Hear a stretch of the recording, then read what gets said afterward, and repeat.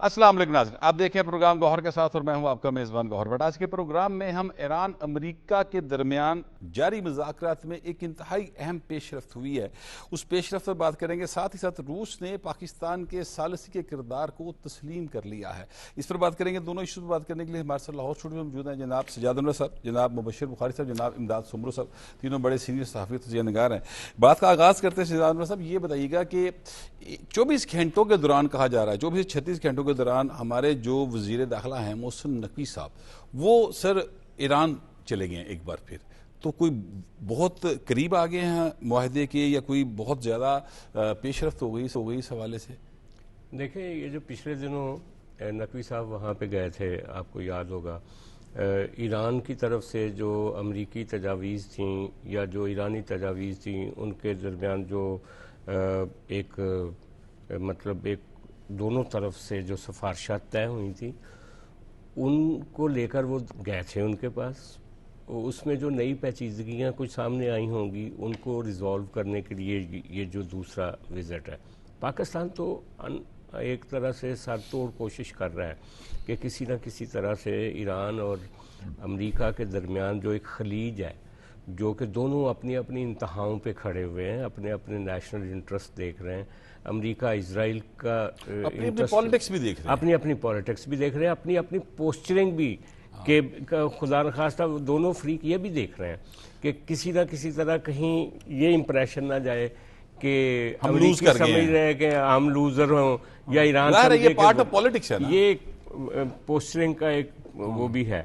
لیکن میں سمجھتا ہوں کہ کافی حد تک ایرانی جو ہیں وہ ایک سوبر طریقے سے اور بڑا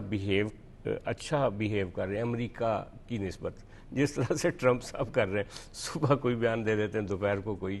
شام کو کوئی۔ ایران کی طرف سے بڑا اچھا ایک استحکام کے ساتھ وہ اپنا نقطہ نظر رکھتے ہیں، اور وہ ساتھ ساتھ کہہ رہے ہیں کہ ہمیں امریکہ پہ اعتبار نہیں ہے، اور وہ یہ بھی کہتے ہیں کہ جب معاہدہ پچھلی دفعہ بھی عمان میں جو معاہدہ تھا، ہم معاہدے کے کافی قریب تھے جب نئے اٹیکس شروع ہوئے، تو ان کی جو تشویش ہے ایران کی امریکہ کے حوالے سے، اور جو تحفظات امریکیوں کو ہیں ایرانی نیوکلیئر کے بارے میں، اب بات کہاں پہ آ کے رکی ہوئی ہے؟ جو امریکی ایرانی نیوکلیئر کے بارے میں جو سوچتے ہیں کہ اس حد تک چلا جائے نیوکلیئر پروگرام، یا وہ جو ان کا افزودہ یورینیم ہے وہ ہمارے حوالے ہو جائے، وہ تو امریکیوں کی ایک ٹیک ہے، لیکن ایرانی اس کے بارے میں کیا سوچتے ہیں وہ ایک دوسری کہانی ہے۔ تو یقیناً کچھ پوائنٹس پہ دونوں فریق جو ہیں وہ ایگری کر چکے ہیں، لیکن کچھ پوائنٹس جو ہیں خاص طور پہ آبنائے ہرمز کے کنٹرول کے حوالے سے اور نیوکلیئر کے حوالے سے، وہاں پہ ابھی تک پیچیدگیاں برقرار ہیں۔ لیکن یہ جو آج ہی بیان آیا نا پاسداران انقلاب کا، جو امریکہ کی طرف سے دھمکیاں آ رہی تھیں پچھلے دنوں کے، ٹرمپ صاحب نے بھی کہا کہ ہم 2 گھنٹے پہلے ہم نے جو اٹیک کا پلان تھا اس کو روک دیا۔ ایک دفعہ پہلے انہوں نے بیان دیا تھا کہ ہمارا اٹیک تیار تھا، پاکستان کے کہنے کی وجہ سے ہم رک گئے۔ اب دوسری بار سعودی عرب اور یو اے ای اور قطر کے کہنے پہ ہم رک گئے۔ تو انہوں نے کہا ہے کہ جنگ اگر مسلط کی گئی دوبارہ تو یہ پھر خطے سے باہر پھیل جائے گی، اور اس کا اشارہ جو ہے آج ہی جو شی پن جنگ نے اپنا رشین پریزیڈنٹ کو ریسیو کرتے ہوئے اور اس موقع پہ جو دیا، انہوں نے کہا ہے کہ روس اور چین کو یک طرفہ غنڈہ گردی اور تاریخ پلٹانے کے حوالے سے جو اقدامات ہو رہے ہیں ریجن میں ان کی مخالفت کرنی چاہیے۔ تو دیکھیں نا، سب سے بڑا جو انٹرسٹ ہوتا ہے نا دنیا کا ایک ملک کا دوسرے ملک سے، وہ معیشت کا انٹرسٹ ہوتا ہے۔ چین سب سے بڑا یعنی کہ خریدار ہے ایران کے انرجی کا، تیل کا اور دوسرا، اور ان کو جو رسد میں جو پرابلم ہو رہی ہے، بیجنگ نے یہ بھی کہا ہے کہ آبنائے ہرمز جو ہے وہاں پہ وہ کھل جانی چاہیے، اس پہ ایرانی کنٹرول ہے اگر آبنائے ہرمز کے اوپر، اس کی وجہ سے بھی سپلائی لائن جو ہے وہ تھوڑی سلو ہوئی ہے، اور پھر جو ناکہ بندی کی گئی ہے ظاہر ہے یہ ساری دنیا کا اس وقت مسئلہ بنا ہوا ہے، یہ صرف چین کا نہیں، سب کا مسئلہ بنا ہوا ہے۔ لیکن دوسری طرف سے جو امریکی ہیں، خود اسرائیل کی طرف سے کہا گیا کہ ہم جنگ کے اگلے فیز کے لیے تو ابھی تیاری آپ کو کر رہے یعنی ہیں۔ میرا سوال یہ تھا کہ ابھی آپ کو یہ مذاکرات کامیابی کی طرف جاتے دکھائی دے رہے کہ نہیں دے رہے؟ پیچیدگیاں کافی ہیں ابھی تک۔ بخاری صاحب ان کو پیچیدگیاں دکھائی دے رہی ہیں، آپ کیا دیکھ رہے ہیں؟ محسن نقوی صاحب جو ہیں 24 گھنٹے میں دوسری بار چلے گئے ہیں، ظاہر ہے کہ بہت اہم پیغام ہوگا تو لے کر گئے ہیں نا، اور بات کہیں قریب آ رہی ہے۔ دیکھیے، یہ آپ نے جو پوائنٹ آؤٹ کیا بٹ صاحب کے 24 گھنٹے کے دوران دوسری بار گئے ہیں، اس سے زیادہ امپورٹنٹ بات یہ ہے کہ وہ واپس آئے ہیں چند گھنٹوں کے لیے۔ جی جی، اس سے پہلے انہوں نے اپنا سٹے وہاں پہ ایکسٹینڈ کیا تھا، وہ زیادہ امپورٹنٹ بات تھی کہ ان کا جو سکیجول تھا وہ اتنا ایکسٹینڈ کیوں ہوا۔ تو اس کے پیچھے جو وجوہات سمجھ آتی ہیں، ایک ریپڈ کمیونیکیشن جو ہے نا، اس کے لیے انہوں نے وہاں پہ سٹے کیا، کیونکہ اگر ادروائز جو ہو رہا تھا وہ یہ تھا کہ یہاں سے ایک میسج ان کے ٹیکنوکریٹ کو جائے، وہ آگے کنوے کرے، پھر جواب آئے، اور اس طریقے سے ہو رہا تھا۔ اب تو بالکل جسے آپ کہتے ہیں کہ تیز کمیونیکیشن ہو رہی ہے، سیدھا انہیں کمیونیکیٹ کیا جاتا ہے، وہ پیچھے کمیونیکیٹ کرتے ہیں، اور پھر جو یہاں سے جواب آتے آگے۔ اس کا مطلب یہ ہے کہ پیچیدگیوں کے باوجود دونوں صورتوں میں اگر ہم پازیٹیو بھی دیکھیں اور پلس یا مائنس دیکھیں، تو پلس اس کو ہم اس طرح کی انڈیکیشن لے سکتے ہیں کہ کسی معاہدے کے قریب ہیں، اور اگر آپ نیگیٹو اس کا اسپیکٹ دیکھیں تو یہ ہے کہ پریزیڈنٹ ٹرمپ کے بیانات جو ہیں اس کے تناظر میں کہیں نہ کہیں کوئی تیاری ہو رہی ہے، جیسے کہ خبروں میں آیا اسرائیل کو نئی سپلائی گئی ویپنز کی، وہ اپنی جگہ پہ موجود ہے، تو اس کو بھی روکنے کے لیے پاکستان ایک فعال کردار ادا کر رہا ہے۔ اچھا، اس میں سارے سینیریو میں بٹ صاحب ایک بہت ہی شاندار پاکستان نے کام کیا، اور وہ کام یہ ہے کہ پاکستان میڈیٹر تو ہے، یہ جنگ رکوائی بھی پاکستان نے 2 دفعے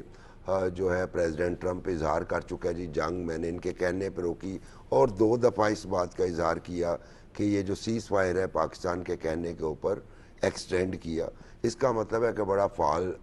کردار ادا کر رہا ہے، لیکن صرف کریڈٹ کی بات ہوتی تو پاکستان یہ کہتا کہ بھئی چونکہ مجھے ہی کریڈٹ مل رہا ہے تو میں اکیلا ہی جو ہے وہ اس میں راجہ بن کے پھروں، لیکن پاکستان میرا خیال ہے کہ امن کو زیادہ فوقیت دیتا ہے، اس لیے پاکستان نے ہی جو یہ میڈییشن کا ایک دائرہ کار ہے اس کو ایکسپینڈ کیا ہے۔ اگر آپ یہ سمجھتے ہیں کہ سعودی عرب، قطر یا یو اے ای اپنے طور پہ بیچ میں شامل ہوئے ہیں، تو میرا خیال ہے کہ یہ آپ کے اندازے بھی غلط ہیں۔ اس کے پیچھے بھی موور اینڈ شیکر پاکستان ہے، اور پاکستان کے ساتھ ساتھ چائنا بھی اس میں شامل ہے۔ کچھ انفارمیشن ایسی ہے جو شیئر کی جا سکتی ہے، کچھ ایسی ہے جو شیئر نہیں کی جا سکتی، چونکہ نیگوسیشنز چل رہی ہیں، تو اس میں یہ ایک براڈر میڈییٹرز کا گروپ تیار ہوا ہے، اور اس کا بھی جو کریڈٹ ہے وہ پاکستان کو جاتا ہے، اور یہی وجہ ہے کہ اب سعودی عرب، قطر اور یو اے ای بھی جو ہے وہ پریزیڈنٹ ٹرمپ کو کہہ رہے ہیں کہ یہ ختم کی جائے اور کسی نہ کسی ڈیل پہ آپ پہنچیں۔ کمپلیکیشنز اپنی جگہ پہ اس لیے موجود ہیں، دیکھیے اس میں ایران نے ہمارے کہنے پر ہرمز کھولا، لیکن جو ہی ہرمز کھلا تو ادھر بلاکیڈ ہو گیا۔ اس کے بعد کہیں نہ کہیں امریکنز کو یہ اندازہ ہو چکا ہے کہ ایرانینز کو شدید قسم کا فائنینشیل کرنچ ہے، وہ انہوں نے چوک ہی کر دیا پکڑ کے۔ اب وہ جو آئل سے کما رہے تھے وہ نہیں کما رہے، لیکن اس کے ساتھ جو کل کی ڈیولپمنٹ تھی وہ یہ تھا کہ کئی جو ان کی شپنگ کمپنیز تھی، کئی افراد ایسے تھے، کئی اکاؤنٹس ایسے تھے جن کے ذریعے وہ ٹریڈ کر رہے تھے، اس کو بھی جو ہے وہ بلاک کر دیا ہے یا پروسکرائب لسٹ میں ڈال دیا ہے امریکہ نے۔ یعنی امریکہ ایک ٹیکٹیکل پریشر بنا رہا ہے ایران کے اوپر کہ وہ جلدی ڈیل کی طرف آ جائے اور اپنی تمام ڈیمانڈز چھوڑ دے۔ مثلا ایران راضی نہیں ہے امریکہ کو اپنی یورینیم دینے میں، لیکن امریکہ چاہتا ہے کسی اور ملک کی بجائے ایران ہمیں دے، جیسے کہ ایران نے گفتگو کے درمیان یہ بھی کہا تھا کہ میں پاکستان کو یا رشیا کو دینے کو تیار ہوں۔ اس کے ساتھ ساتھ وہ ایران کی ڈیمانڈ بالکل ماننے کو تیار نہیں کہ ان کے فروزن ایسٹس کو انفریز کیا جائے۔ بالکل بھی وہ وہ کہتے ہیں ہمارے $100 بلین کے وہ assets ہیں۔ 25% پہ بٹ صاحب آ گئے تھے کہ 25% تو آپ کم از کم ریلیز کریں، اس پہ بھی انکار ہو گیا۔ سو یہ بنیادی طور پہ وار آف نروز ہے دونوں کنٹریز کے درمیان، اور اس میں دونوں یہ ایک پرسیپشن دینے کی کوشش کر رہے ہیں کہ اپنی اپنی جگہ پہ مضبوطی سے کھڑے ہیں، لیکن درمیان میں چونکہ ہو سکتا ہے آپ سوال بھی کریں، وہ درمیان میں ایک ریزولوشن بھی آ گئی۔ نہیں وہ اس کو ذرا تھوڑی دیر بعد ڈسکس کرتے ہیں۔ میں بعد میں ایکچولی ڈسکس تھوڑا سا کر امداد صبرو صاحب سے یہ پوچھنا چاہوں گا کہ امداد صاحب،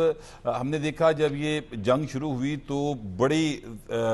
تعداد میں لوگوں نے مظاہرے کیے اس جنگ کے خلاف۔ امریکہ میں مظاہرے ہوئے، انگلینڈ میں ہوئے، پوری دنیا میں مظاہرے ہوئے، ایون اسرائیل کے اندر اس جنگ کے خلاف مظاہرے ہوئے، لیکن وہ جو پبلک کا پریشر تھا وہ اس طرح سے کام کرتا دکھائی نہیں دیا۔ اور دوسری طرف صورتحال یہ ہے کہ چونکہ آج بھی اگر میں آپ سے بات کروں تو جو آئل کی پرائسز ہیں وہ $109 اور $110 کے درمیان جو ہیں وہ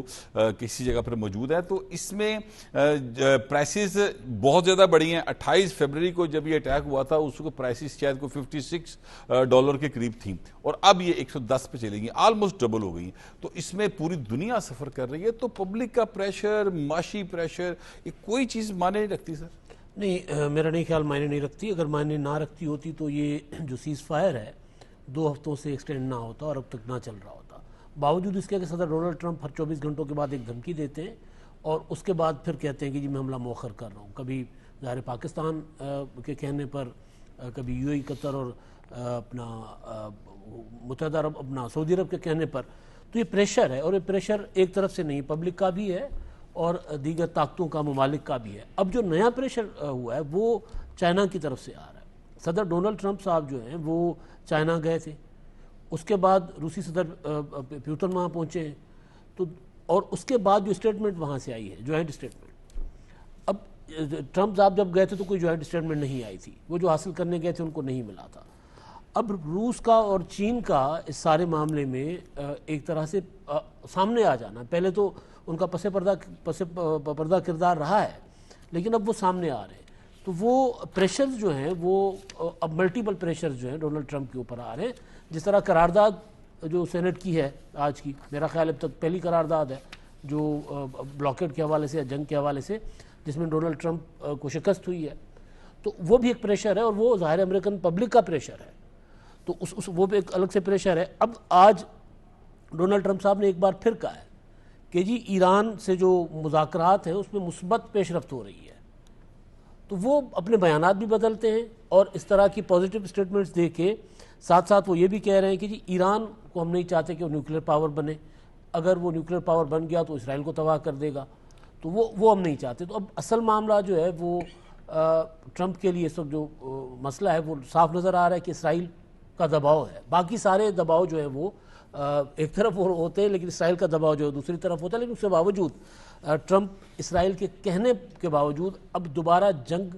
نہیں چھیڑ پا رہا۔ ہو سکتا ہے کہ کسی وقت صدر ڈونلڈ ٹرمپ صاحب جو ہے وہ کوئی چھوٹا موٹا حملہ کرے، لیکن جس کو جنگ کہتے ہیں وہ شاید، یا جس طرح پچھلی جنگ کوئی 38 دن کی رہی تھی جو جس کا سیز فائر چل رہا ہے، تو اس لیول کی جنگ شاید ڈونلڈ ٹرمپ چھیڑنے کی پوزیشن میں نہ ہو، ایک آدھ حملہ کر کے ایران پہ اور پھر وہ اپنی فتح کا اعلان کر کے واپس نہیں جی، اللہ کرے حملہ نہ ہی ہو کسی قسم کا بھی۔ یہ بتائیے گا سیدان صاحب کہ ابھی اسرائیل کا ذکر ہو رہا تھا،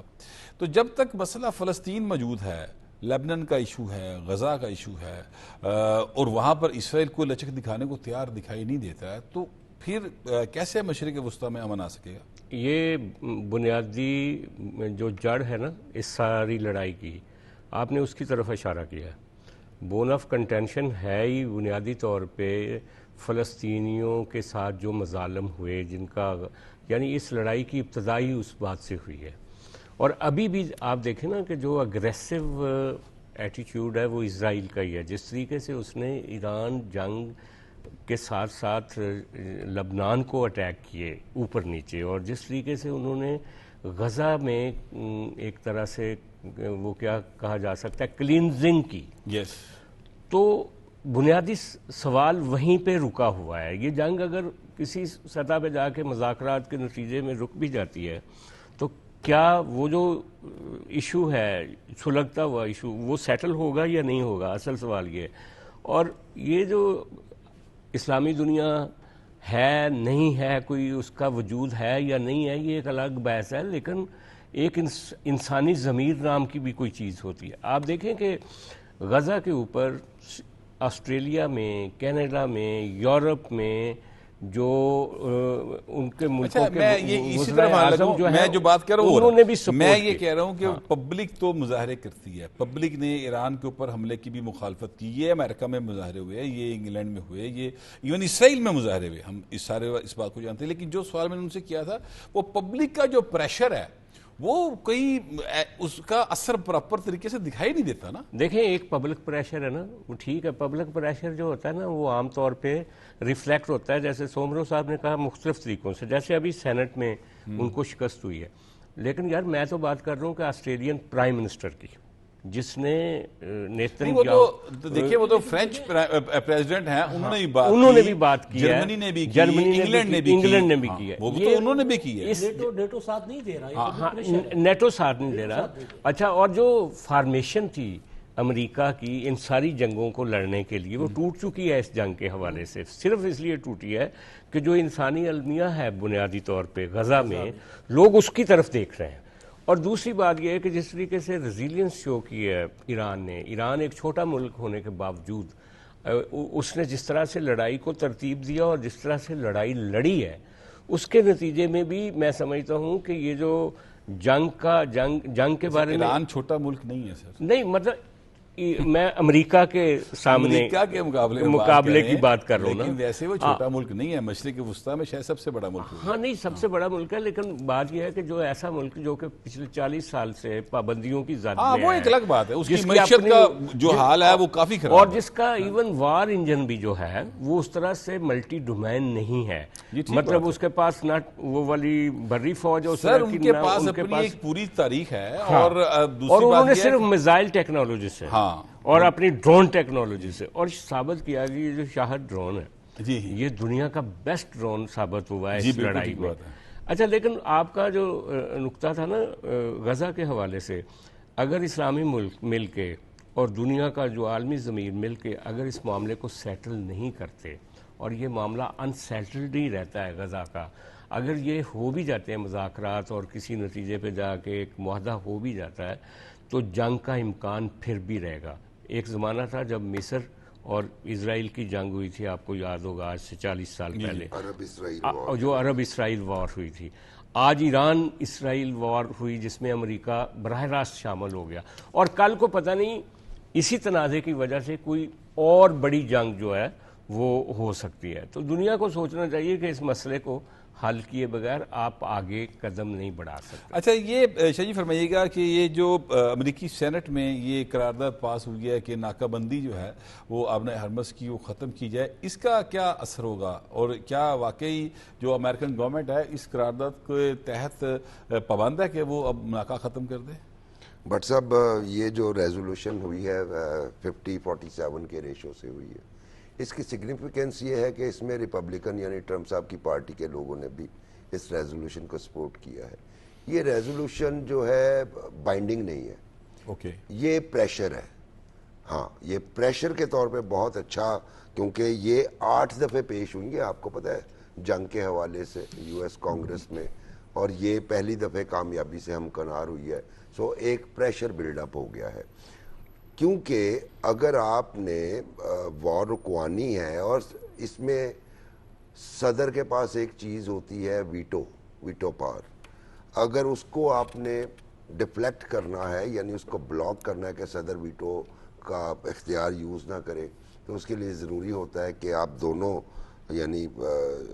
سینٹ سے بھی اور ہاؤس آف ریپریزنٹیٹیو سے بھی 2/3 میجورٹی حاصل کریں، اور تب جا کے یہ بائنڈنگ ریزولوشن ہو جائے گی۔ تو یہ ابھی ظاہر ہے یہ تو سمپل میجورٹی سے ہوئی ہے، یہ تو سمپل میجورٹی سے ہوئی ہے۔ اس کی صرف یہی ہے کہ اس کو ایک پریشر کے طور پہ اور ایک رولنگ پارٹی کی ڈیفیٹ کے طور پہ لیا جا سکتا ہے، لیکن اس کا قطعاً یہ مقصد نہیں کہ وہ بلاکیڈ ختم ہو جائے یا یہ باؤنڈ کرے آرمڈ فورسز کو کہ جناب اب آپ حملہ نہیں کریں گے۔ ایک بات تو یہ ہوگی۔ دوسرا، اگر آپ مجھے اجازت دیں تو پچھلے پوائنٹ میں معاملہ دراصل اب جو ہے نا وہ زیادہ یہ ہو چکا ہے کہ جب اسرائیل نے ایران پہ پہلی دفعہ حملہ کیا تھا،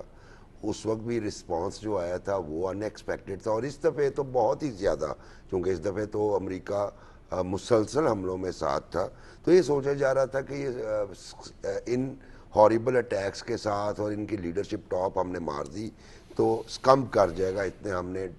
کر دیے، لیکن وہ نہیں کیا، اور جوابی طور پہ اسرائیل کو جو تباہی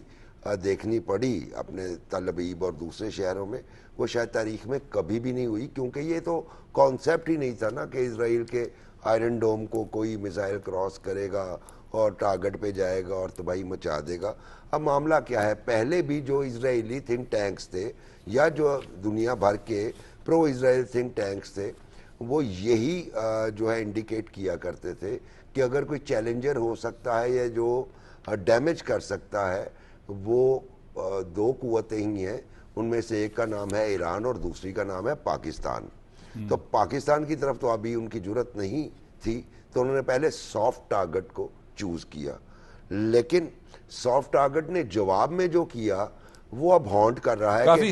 جو ہے سخت جواب دیا اس کی وجہ ہے کہ دیکھیے ان کے سپریم لیڈر بھی کہہ چکے جی فتویٰ آ گیا کہ ہم نیوکلیئر پاور نہیں بنیں گے، لیکن اب اسرائیل کو خوف ہے ان تمام فتاوی جات کے باوجود، اس تمام ڈسٹرکشن کے باوجود کہ نیوکلیئر پاور بن نہ جائے، یعنی اپنی طرف سے ایک طرف ٹرمپ صاحب نے ان کی کیپیبلٹی ختم کر دی، لیکن خوف اپنی جگہ پہ موجود ہے، کیونکہ انہیں پتہ ہے کہ یہ ایرانینز جو ہیں یہ ذرا تھوڑے سے ڈیفرنٹ ایک یہ کریڈ ہے، اور یہ اب یقیناً، اور آپ بھی سوچیں کہ اگر ایران کے پاس نیوکس ہوتے تو شاید یہ دونوں دفعے حملہ نہ ہوتا، تو یہ والا جو تھیوری ہے یہ بنیادی طور پہ خوف کی وجہ ہے پریزیڈنٹ ٹرمپ کے بھی اور اسرائیل کے بھی۔ امداد سمرو صاحب، آج رشیا جو ہے اس نے بھی پاکستان کی ثالثی کے کردار کی کھل کر حمایت کر دی ہے۔ رشیا آپ کو یاد ہے ایک دور میں انڈیا کے بہت قریب تھا اور انڈیا کے ساتھ ان کے بہت سارے معاہدے بھی تھے، پھر جب مودی سرکار نے پاکستان کے اوپر ایک فالس فلیگ آپریشن کر کے ایک جھوٹا الزام لگایا تو اس وقت بھی رشیا نے کہا تھا کہ پاکستان کی بات جو ہے وہ درست ہے کہ آپ مکمل طور پہ اس کی تحقیقات کروائیں، اور پاکستان جب کہہ رہا ہے کہ ہم اس کے ساتھ اس میں مکمل تعاون کریں گے تو تحقیقات کروا لیجئے، لیکن ظاہر ہے کہ وہ ایک جھوٹ تھا جو کہ مودی صاحب جانتے تھے، اس لیے وہ اس طرف نہیں گئے۔ تو اب یہ پاکستان کے ساتھ ان کا مکمل طور پہ ایک اظہار یکجہتی جو ہے رشینز کا، وہ کس طرح سے دیکھتے ہیں آپ اس کو؟ دیکھیں بٹ صاحب، ایک تو اس جنگ کے جو فریق ہیں، سب سے بڑی بات جو ہے وہ روس سے بھی، وہ یہ ہے کہ ایران بھی پاکستان پر اعتماد کرتا ہے اور امریکہ بھی پاکستان پر اعتماد کرتا ہے۔ تو پاکستان کی سب سے بڑی سفارتی کامیابی یہ ہے کہ دو ممالک جو آپس میں لڑ رہے ہیں اور جو اس سے متاثر ہو رہے ہیں، سعودی عرب وہ بھی پاکستان پر اعتماد کرتا ہے، پھر اس خطے کی جو بڑی طاقتیں ہیں چین اور روس وہ بھی پاکستان پر اعتماد کرتی ہیں۔ تو آپ نے بالکل ٹھیک اپنا کیا، انڈیکیٹ کیا کہ یہ سارا کچھ جو مودی نے کیا تھا پہلگام کے بعد گزشتہ برس ایک فالس فلیگ آپریشن کر کے، اور پھر پاکستان کے اوپر اس بھرم کے ساتھ، اس غرور کے ساتھ، گھمنڈ کے ساتھ حملہ کیا کہ ہم تو پاکستان سے کئی گنا بڑی طاقت ہے، دفاعی بھی اور معاشی طاقت بھی اور عددی حساب سے بہت بڑا ملک ہے۔ تو اس کو جو پاکستان نے جواب دیا 4 دن کی جنگ کے اندر، اور پھر اس کے بعد جو سفارتکاری ہوئی پاکستان کی پہلے بھی اور بعد میں بھی، تو وزیر اعظم شہباز شریف صاحب نے تو کاکل میں کھڑے ہو کر کہا تھا کہ بھئی آپ پہلگام کا الزام لگا رہے ہیں پاکستان پر، ہم تیار ہیں، آئیں کسی بھی عالمی فورم پر، کسی بھی غیر جانبدار فورم پر آپ تحقیقات کروائیں، ہم تعاون کریں گے۔ اس سے گیم چینج ہوئی اور دنیا نے دیکھا کہ اگر ایک ملک کے اوپر الزام لگ رہا ہے وہ اپنے آپ کو پیش کرنے کو تیار ہے کہ جی میرے اوپر تحقیقات کر لیں، کوئی تیسری قوت آ کر تحقیقات کر لے، تو وہاں سے مودی کی سفارتکاری جو ہے وہ ہونا شروع ہو گئی ناکام۔ اور جنگ کے بعد جو پاکستان کا مشن بنا اور ششی تھرور کے اگینسٹ بلاول بھٹو زرداری صاحب کی سربراہی میں، اس نے جو پاکستان کا جا کر دنیا میں کیس پلیڈ کیا، تو وہ بھارت یا وہ دنیا جو بھارت کے کہنے پر پاکستان کو ایک دہشت گرد ملک قرار دینے کی کوششیں کرتی تھی، وہ ممالک بھی پاکستان کا جو موقف ہے اس کو تسلیم انہوں نے کرنا شروع کر دیا، اور بھارت کو ایک دہشت گرد یا ایک انتہا پسند ملک کے طور پر دیکھا جانے لگا۔ روس کا بھارت سے الگ ہونا، اس کے پیچھے یا کم از کم پاکستان کی حمایت کرنا، اس کے پیچھے وہ مئی کی کوششیں، اور آج جو پاکستان کوششیں کر رہا ہے اس کی وجہ جو موجودہ جنگ اپنا جس کی جو ظاہر ابھی سیز فائر ہے، اس کی وجہ سے بھی پاکستان کا قد کاٹ بڑھا ہے، اور عالمی دنیا، عالمی قوتیں جو ہیں وہ پاکستان کے اوپر اعتماد کرتی ہیں۔ پہلے آپ کے اوپر دنیا بھروسہ کرتی ہے اور اس کے بعد دنیا آپ کے ساتھ تعلقات بھی بہتر کرتی ہے۔ چاہے وہ سیاسی سفارتی تعلقات ہو یا پھر آپ کے ساتھ دفاعی تعلقات ہو یا تجارتی تعلقات ہو. تو یہ پہلا اسٹیج ہے جو پاکستان میرا خیال یہاں پر میرا خیال یہ بات بھی شاید سجاد انور صاحب کہنا غلط نہیں ہوگا کہ دنیا طاقتور کے ساتھ تعلقات کو بناتی ہے. اور جو مئی 2025 کی لڑائی تھی جو بھارت نے حملہ کیا اور ہم نے ان کو منہ توڑ جواب دیا، اس میں یہ ثابت ہو گیا کہ پاکستان جو ہے وہ ناقابل شکست ہے، بلکہ اپنے سے 10 گنا بڑے دشمن کو وہ 1-1.5 گھنٹے میں ناکو چنے چبوا سکتا ہے، اور ہم نے چبوائے. اس کا آج بھی پوری دنیا اعتراف کرتی ہے اور پریزیڈنٹ ٹرمپ تو ہفتے میں 2-3 بار یہ بات کر دیتے. اچھا، اب اس کے باوجود کہ مودی سرکار کی جو پالیسیز تھیں اس کی وجہ سے انڈیا کو پوری دنیا میں بہت ہی زیادہ شرمندگی کا سامنا کرنا پڑا، جنگ ہار گئے اور کسی جگہ پہ ان کی جو ہے نا کوئی سنوائی نہیں ہے، اور وہ اسرائیل کے ساتھ جا کے 27 فروری کو جا کے ملے، تو اس کے بعد وہاں پہ انڈیا میں بڑا رد عمل دیکھنے میں آیا. لیکن الیکشن ہوتے ہیں تو مودی سرکار جیت جاتی ہے. یہ کیا سین ہے؟ یہ بڑی انٹرسٹنگ بات آپ نے کی ہے. پہلے تو میں کہوں گا وہ سومرو صاحب نے کہا نا، جو انڈیا نے جنگ ہارنے کے بعد ایک اپنا ڈیلیگیشن بنایا تھا جس میں ششی تھروٹ تھے. جی ششی تھروٹ نے یہ جو ایران امریکہ ٹاکس کے اوپر پاکستان کا جو رول ہے اس پہ ایک آرٹیکل لکھا. اس نے کہا کہ انڈین گورنمنٹ کو اور مودی کو جیلس نہیں ہونا چاہیے پاکستان کے اس رول پر، اور اس کو انڈرمائن نہیں کرنا چاہیے، شکر کرنا چاہیے کہ پاکستان جو، اور یہ پاکستان کو مدد کرنی چاہیے. وہ بندہ کہہ رہا ہے جو انڈیا کا کیس پلیڈ کرنے کے لیے گیا، پوری دنیا میں گیا تھا. اچھا، اب رہ گئی بات یہ مودی کی کہ باہر ساری دنیا جو ہے، اور اس میں شاید انہوں نے کسی کا یہ بھی کہا کہ کسی نے ہمیں سیریس نہیں لیا جب ہم گئے ہیں تو ہاں بالکل. لیکن وہ اپنے ملک میں کیوں جیت رہا ہے؟ وہاں انہوں نے بڑا سمارٹلی جو ہندو کارڈ کھیلا ہوا ہے نا، کہ وہ دیکھیں، یہ جو بنگال کا، خاص طور پہ بنگال کے الیکشن کی میں بات کرتا ہوں، انہوں نے کہا جی کہ ہمیں مسلمانوں کا ووٹ ہی نہیں چاہیے. اچھا، وہاں پہ جو ہندو لبرل ہندوز تھے یا جو سیکولر ہندوز تھے یا جو کمیونسٹ ہندوز تھے، ان کا جو انفلوئنس تھا، آپ کو پتہ ہی ہے کہ بنگال میں کمیونسٹوں کی حکومت بھی ایک عرصہ تک رہی. جی بالکل رہی ہے. اور ابھی یہ جو ممتا بینرجی جو ہے وہ کوئی آلموسٹ میرا خیال 2 یا 3 دفعہ وہ سی ایم بنی تھی. یہ تیسری بار تھی. اچھا، لیکن انہوں نے جو ہندو مسلمان ڈیوائیڈ ہے اس کو اتنا شارپلی کھیلا کہ جو کہ بنگال کبھی اس ٹریپ میں نہیں آیا، اس دفعہ وہ بھی ٹریپ میں آ گیا. ووٹ بھی خارج کیے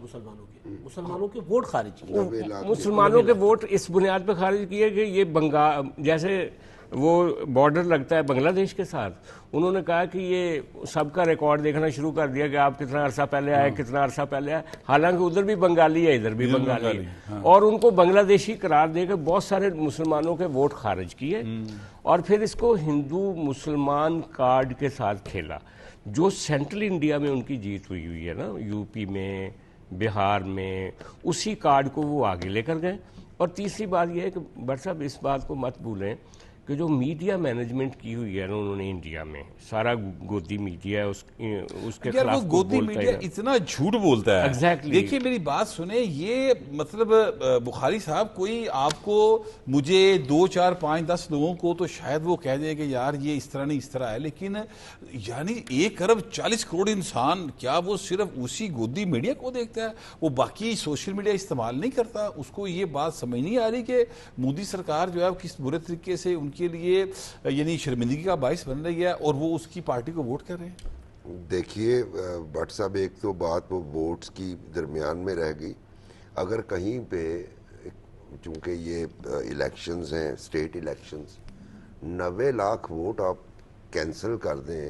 تو آپ کا کیا خیال ہے کہ اس کا اثر کتنا کو پڑے گا الیکشن ریزلٹ؟ بہت اثر پڑے گا. آپ کے پاکستان میں پوری پارٹیز 1 کروڑ کچھ لاکھ ووٹ لیتی ہیں. انڈیا کے جو ووٹ ہیں پاکستان کے ووٹ بڑا فرق وہی ہے. میں ہیل آف ڈفرنس، لیکن ایک ریاست کے الیکشن پہ وہ پڑے گا، وہ بات ٹھیک ہے نا. تو وہ میں سمجھتا ہوں کہ وہ ایک سوچی سمجھی اسکیم کے تحت انہوں نے وہ ووٹ کینسل کیے. دوسری بات یہ کہ